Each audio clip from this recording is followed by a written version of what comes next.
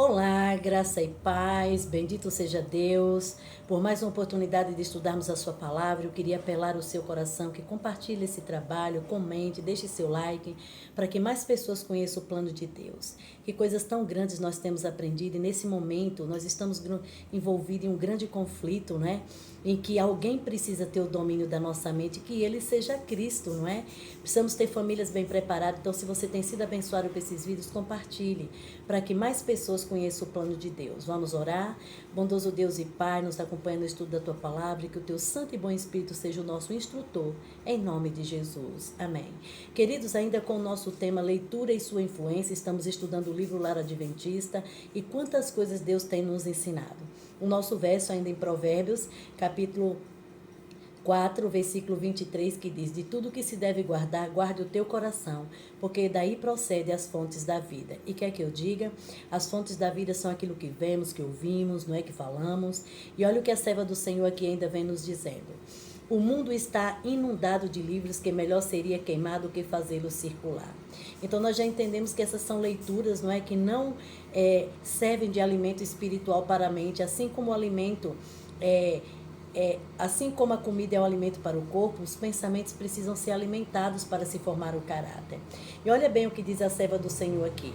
Outra fonte de perigos contra quem devemos estar constantemente de sobreaviso é a leitura de autores ateus, não é? Tais obras são inspiradas pelo inimigo da verdade, e ninguém as pode ler sem fazer perigar a alma. Então não precisamos vagar por terrenos proibidos. Às vezes eu encontro pessoas dizendo, não, nós temos que ler para saber como defender. Queridos, não coloque o teu pé no terreno do inimigo, porque você vai cair lá. Não é verdade? É verdade que alguns dos que por eles são afetados, podem refazer-se finalmente. Mas todos os que se põem ao alcance de suas más influências colocam-se no terreno de Satanás. E ele tira disto a maior vantagem. Convidando eles às suas tentações, não tem sabedoria para discernir, nem força para elas resistir. Com um poder fascinante e sedutor, a incredulidade se apodera da mente. Conselhos à paz, professores e estudantes, páginas 135 e 136. Entre esses está as lendas e os mitos, não é? Na educação das crianças e dos jovens, dá-se agora importante lugar aos contos de fadas, mitos e histórias imaginárias. Eu fico escandalizada de ver nossos irmãos levam seus filhos até na igreja com roupas de fadas, com desenhos animados, não é verdade, queridos? Isso não deve fazer parte daqueles que estão vivendo a nova vida em Cristo. Isso faz parte da velha vida e as coisas velhas já passaram, não é verdade? E isso também precisa ser uma proteção aos nossos filhos contra as astutas ciladas do inimigo. Usam-se nas escolas livros dessa natureza e contam-se também os mesmos em muitos lares.